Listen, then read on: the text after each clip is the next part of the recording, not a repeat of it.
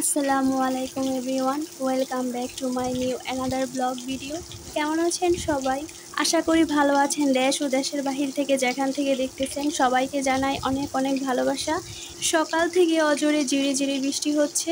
মাশাআল্লাহ, আলহামদুলিল্লাহ, আল্লাহর রহমতের বৃষ্টি বর্ষণ হচ্ছে। গত কয়েকদিন যাবৎ আমাদের এখানে অনেক বৃষ্টি হচ্ছে। এই তো দেখতেই পারছেন, বৃষ্টিতে পুরো বাড়ির উঠোন বৃষ্টির পানিতে ভরে গেছে।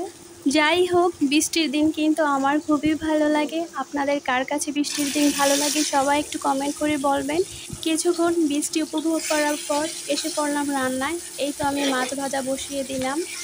গরম গরম মাছ ভাজা গরম ভাতের সাথে কিন্তু খুবই মজা। আর এই মাছটা মূলত হচ্ছে পাঙ্কাশ মাছ আমার বাবারা খুবই পছন্দ করে। আর এই মাছটা মাশাআল্লাহ খুব বড় ছিল, তার জন্য মাছের পিসগুলা খুবই বড় হয়েছে। পাঙ্কাশ মাছ ভাজা গরম ভাতের সাথে অনেকই মজা। অনেকে হয়তো বা খেতে চায় না, কিন্তু যারা যারা না খেতে চায় একবার এভাবে ট্রাই করে দেখতে পারেন, খেতে খুবই ভালো লাগে। তারপর মাছ ভাজা শেষে এখানে আমি পেঁপে তরকারি বসিয়ে দিলাম। আমি মূলত পেঁপে দিয়ে মাছ দিয়ে রান্না করব। পেঁপে কিন্তু খুবই পুষ্টিকর একটা খাবার। এখানে রয়েছে ভিটামিন সি, ক্যালসিয়াম এবং ফসফরাস। পেঁপে তরকারি স্বাস্থ্যের জন্য কিন্তু খুবই উপকার, খুবই ভালো, বিশেষ করে বাচ্চাদের জন্য খুবই পুষ্টিকর। তারপর পাশের চুলায় আমি আরেকটি তরকারি বসিয়ে দিলাম। এখানে মূলত মাছের মাথা দিয়ে আমি পুঁইশাক রান্না করব। তার জন্য পুঁইশাকগুলোকে আগে থেকে সুন্দর করে কুটে ধুয়ে নিয়েছি। এভাবে পুঁইশাক দিয়ে মাছের মাথা দিয়ে রান্না করলে কিন্তু খুবই মজার হয়। আমি এখানে শর্ট ক্লিপগুলো নিচ্ছি, ভিডিওটা লং হবে তার জন্য। এখানে ভালোভাবে মাছের মাথাটা কষানো হওয়ার পর কুটিয়ে ধুয়ে রাখা পুঁইশাকগুলো দিয়ে দিলাম। তারপর এখানে মশলার সাথে সবগুলো পুঁইশাক একেবারে মিশিয়ে নেব। তার সাথে আপনাদের মাঝে একটা কথা শেয়ার করি, মাছের মাথাগুলো আমি আগে থেকেই অফ ক্যামেরায় ভেজে নিয়েছিলাম। এভাবে একটু ভেজে নিলে মাছের মাথা দিয়ে পুঁই শাক বা যে কোনো শাক রান্না করলে সেটা খুবই মজার হয় এবং খেতেও খুব ভালো লাগে। এখন একটু ঢেকে দিয়ে রান্না করব শাকটা সিদ্ধ হওয়ার জন্য।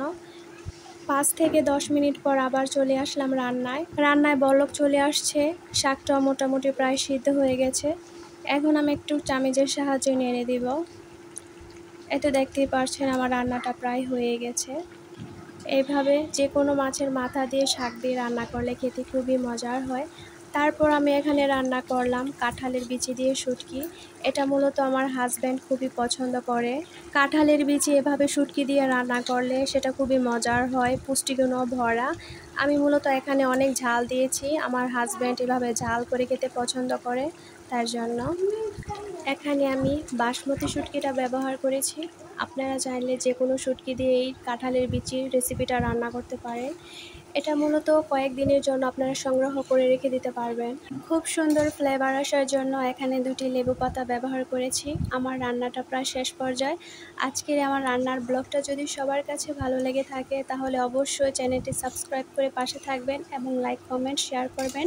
আপনাদের একটি শেয়ার আমাদের নতুন আরেকটি ভিডিও বানানোর জন্য আগ্রহ করে তোলে। সবাই ভালো থাকবেন, সুস্থ থাকবেন, সবার জন্য ভালোবাসা রইল। আসসালামু আলাইকুম।